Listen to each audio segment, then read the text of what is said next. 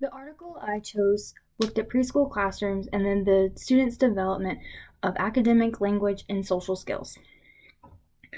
This study examined those skills relating to features of program design and infrastructure, observations of overall classroom quality, and observations of teachers' interactions with children.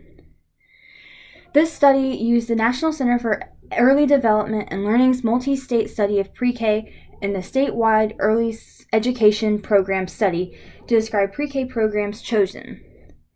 This study used 672 different classrooms in 11 different states chosen based on the stability and maturity of the program, how long it has been around, and the population of 4-year-olds served in the state.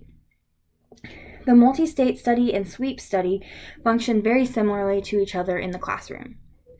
They each selected one pre-K class at random, and then out of the classes, the teachers sent home packets with consent forms, demographic questions, and family contact information questions. In order to be eligible for the study, the children must have parental consent, meet age criteria, and not use an IEP, as well as speak English or Spanish well enough to understand simple instructions. There were 9 characteristics of good program infrastructure and design, 2 of which include the main teacher must have a bachelor's degree and specialized training in early childhood education, as well as a co-teacher having a CDA degree or a bachelor's degree. The quality of the environment was judged by the observer. They were trained using multiple methods, including visits to classroom and an ECERSR training, which allowed them to have very valid and reliable ratings for the classroom. Quality of teacher and child interactions were also rated by the observer on specific dimensions on interactions that were calculated at the end of the day throughout the year that each classroom was being observed. In academic and language skills assessments, they included direct assessments of receptive language, expressive language, rhyming, applied problem solving, and letter naming.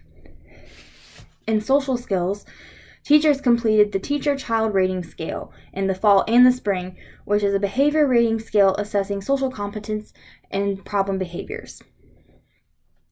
After these observations, the results showed minimum standards suggested for infrastructure and design were not consistently associated with measures of academic, language, and social development.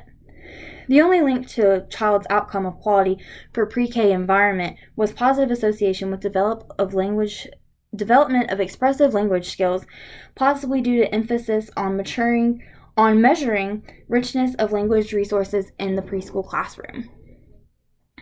This measure most consistently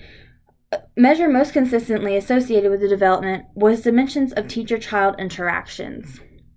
Higher quality of emotional interactions were positively associated with higher competence and lower problem behaviors. In conclusion, the infrastructure and design features may influence and benefit quality of social and instructional interactions in classes between the children and even the teachers. Reducing student-to-teacher ratios and class sizes may be more conducive to child development through social interactions. My analysis of this would be that to help develop more social skills, the teacher and the student should work closely together and have more emotional and positive interactions with one another while also having a small class size that is more conducive to the child's learning.